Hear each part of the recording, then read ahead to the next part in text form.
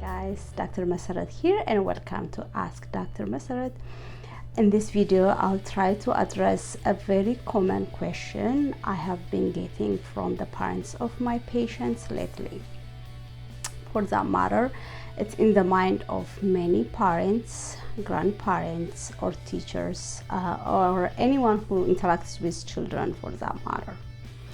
And that is how to discuss some sensitive topics which is going on around the world with our children, especially tragedies, violence, pandemics, mass shooting, and others. Unfortunately, lately what has been going on with COVID-19 created a lot of questions in the mind of young children.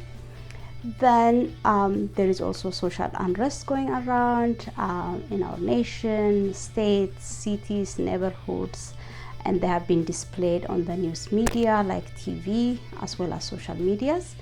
Kids watch those things. It affects them so much. They have tons of questions. The challenge is most parents, including myself, do not feel comfortable talking about these difficult topics with our children. Here I'll try to give you some basic advice on what to say and what not to say to your children.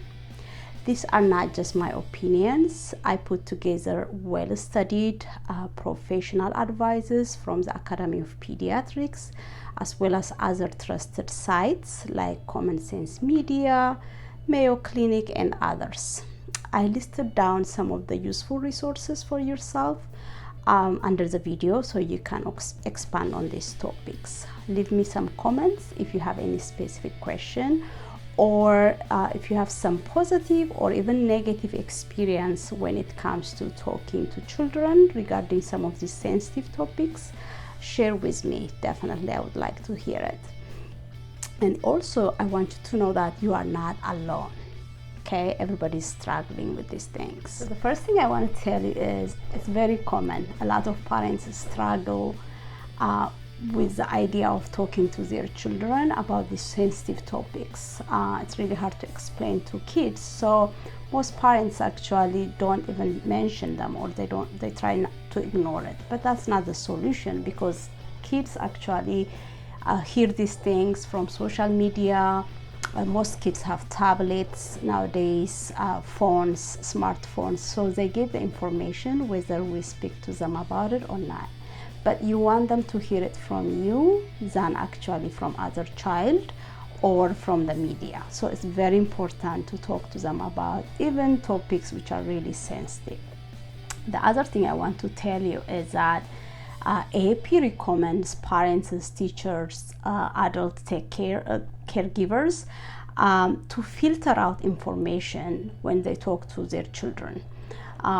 They recommend us to talk to them with simple words and help them to cope with the event. You don't want them to be stressed out about these things, right? So help them to understand, help them to feel safe, and help them to cope easier, right?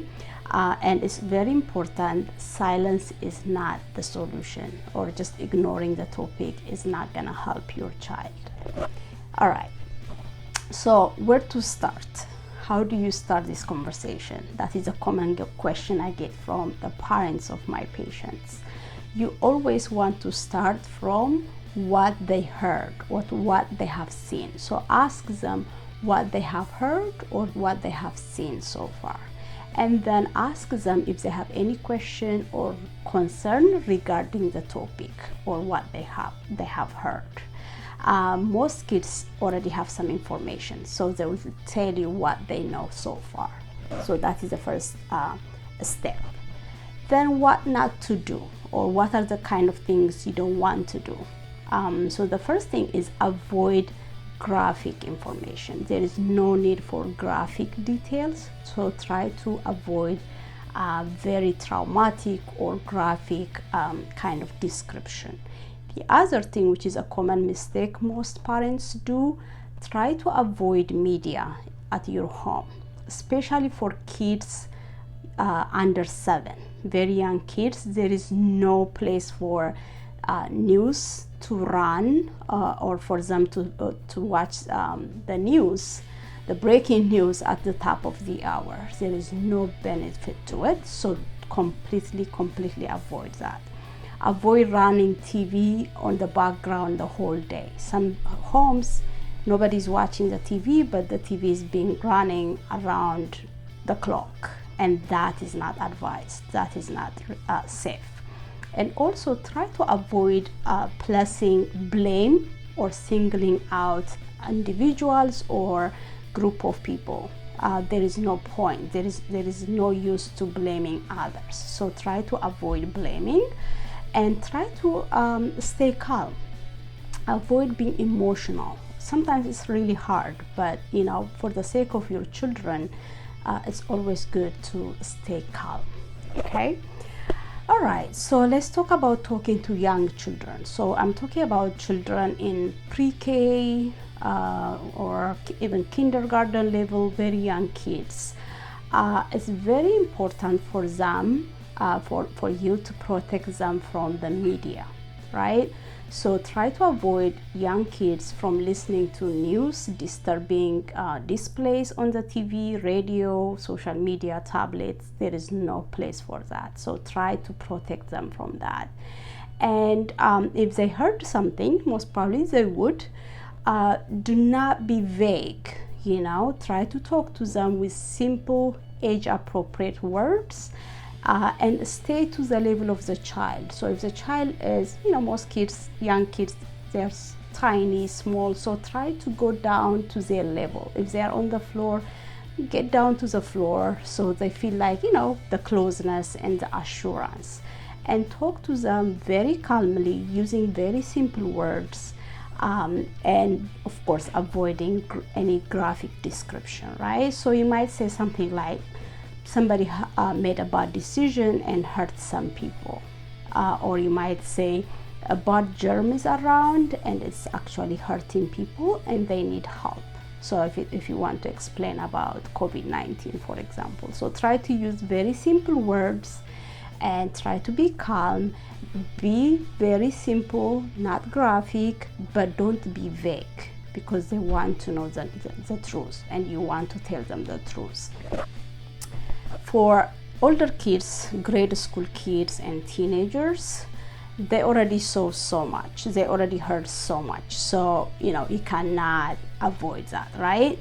But for them, what I recommend is actually try to record the news and watch it with them under your control. Instead of making them watch the news with you, you can pre-record the videos or the news by DVR. Most people have DVRs nowadays, so you can record the news, so you have control over it. So you can pause it, you can stop it, you can explain things, you can discuss while watching, right? So that is something AAP advises actually. And then ask them questions. How do they feel about it? If they have questions, try to answer the questions. Use very simple but direct ways to answer their questions, right? And elaborate further based on their question, based on their reaction, right? Do not load them. Just wait until they respond to you. And it's okay to say, I don't know why this happened. I don't know why this is going on. I don't have an answer. It's okay to say, I don't know. Don't feel like you should answer everything, right? And listen to them. Most of them have some misconceptions or misinformation, or somebody told them something and you want to correct them. So you have to provide accurate information, but you have to listen to them first to correct them, right? And try to focus on the positives even in the middle of crisis, right? For example, you might say there are people to make positive changes, actually demonstrating, right? Yes, there is a lot of unrest, there is a lot of injustice, there is a lot of racial divides, but at the same time, you can say people are actually peacefully demonstrating to fix or to request some solution. So you can show them the positives. Or you might say people are actually helping to get food and some necessary items for those people who lost their houses, if it is some kind of natural disaster. So always try to show them the positive even in the middle of crisis. So that is very important. So not everybody, all child understands these things, right? And there are especially kids who have some developmental delay. So you have to be careful with those kids. So if your child have developmental challenge, always try to give them information appropriate for their developmental age and not their physical age. So be mindful of their mental challenge, right? So try to use some creative ways to communicate to them. You might need to use plays, pretend plays to explain things to them. If your child have autism, you have to use some techniques you normally use to calm them down, right? Some autistic kids might be sensitive to, for example, noise, so you have to avoid that. Some kids, autistic kids, might not like to be touched or hugged, so that is not gonna calm them down, right? So you have to understand the child, the need of the child when it comes to talking to them. So how can you help your child to cope with this crisis, right? First thing is remain calm, right? Your child reacts the way you react. So it's very important for you as a parent, as an adult, to stay calm. It's okay to have some emotional moments, but if you are overwhelmed by emotion, excuse yourself. But don't let your child see you being emotionally disturbed if you can avoid it. That's very important. And reassure your children, reassure them regarding their safety. Most kids really care more about their safety and their family's safety. So it's really important to reassure them, but we are okay, but we have home. Everybody's here, mommy's here, daddy's here, grandma is here. So reassure them about their safety. That is very important. The very important thing I want to emphasize here, if you don't hear any part of this video, please remember this. Limit media exposure. Don't let them watch news day and night. Even for yourself, it's not safe, but especially for kids. You don't want them to watch TV the whole day, the whole night. So it's very, very important. Avoid exposure if you can. Avoid blaming others, avoid blaming certain cultural, racial, ethnic groups, or like even mentally disturbed people. You don't want to blame. Let them make their decision.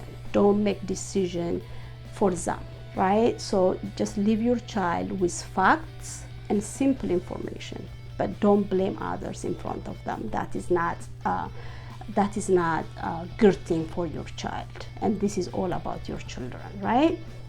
And do not change their routines, right? Whatever you do normally, try to stick to that, because kids love consistency. So if you are changing the routine, in their mind something is wrong, right? So it's very important to stick to their routine, their daily routine as a family. That's very important. And spend more time together. So especially in times of crisis, tragedies, it's more important for you to spend a lot of time with your children. So it's very important to spend quality time with your family. And let them express their feelings. Do not shush them, do not stop them, let them talk, let them tell you what they feel inside, right? And try to do something positive together. So help gather supplies, for example, for people who are affected by tragedies. Or take your teenager child to a peaceful gathering to talk about some of these hot topics, right? So these are some of the kind of things you can do to help them cope. If your child is struggling, really, these are some of the signs, right? If your child is not coping well, you will see some of these things. So older kids especially, even younger kids, might have sleep disturbance, right? So they have trouble falling asleep or staying asleep. They might have nightmares. They might not sleep in their beds. They might need to come to their parents' beds overnight. It's okay to some extent. So that might be one of the manifestation of a child struggling to cope. The other thing is they might have some physical complaints. They might have some belly pain. They might have some headaches. Older kids, you might see some visible emotional disturbance. They might look more sad. They might be withdrawn. They might spend a lot of time by their own in their rooms.